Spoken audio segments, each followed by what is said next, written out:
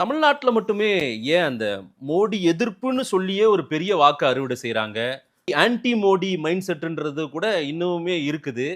அவருடைய இமேஜ் கூட கொஞ்சம் குறைஞ்சிருக்கிறதா சொல்றாங்க. அதெல்லாம் வந்து தமிழ்நாட்ட ஒட்டி தான் நெறைய டேட்டாஸ் எடுத்து சொல்றாங்களே. தமிழ் சமீபத்திய இந்தியா டுடே ஒரு சர்வே மறுபடியும் மோடி தான் ஜெயிப்பாருன்னு சொல்றாங்க.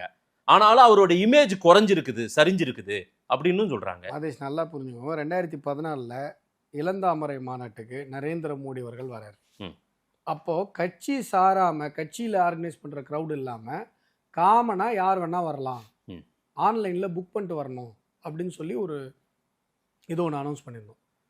லட்சக்கணக்கான பேர் அதில் புக் பண்ணியிருந்தாங்க. வந்து திருச்சி மாநாட்டில் கலந்துக்கிட்டாங்க. ம். நரேந்திர மோடி அவர்களை பார்க்கணும்னு சொல்லி அவ்வளோ பேர் நரேந்திர மோடி அவர்களுக்கு ஆர்கானிக்காகவே தமிழகத்தில் ஒரு ஃபாலோ அப் இருந்தது. சீமான் பேசின ஒரு வீடியோ வரும் தெரியுங்களா? ம். அங்கே போய் பாருங்க, குஜராத்தில் நரேந்திர மோடி அவர்கள் எப்படி ஆட்சி பண்ணிட்டு இருக்காரு தெரியுங்களா? ரைட்டு. ம். இப்படி தமிழகத்தில் ஒரு மிகப்பெரிய அலை 2014 அவர் பாரத பிரதமராக ஆவதற்கு முன்பாகவே தமிழகத்தில் ஒரு பெரிய அலை இருந்தது. ம். அதுக்கப்புறம் அரசியல் சூழ்ச்சிகள் காரணமாக அவருக்கு ஒரு பேட் இமேஜை கிரியேட் பண்ண இங்கே முயற்சி பண்ணாங்க. உண்மைதான். அது ஓரளவு சக்ஸஸ் ஆனது உண்மைதான். ஆனால் இப்போ என்ன நடக்குது தெரியுங்களா?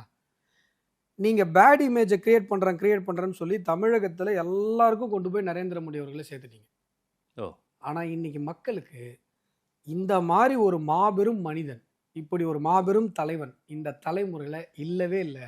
இது கிடைக்கிறதற்கு அரிய ஒரு மாமணிங்கிறத மக்கள் புரிஞ்சுட்டாங்க.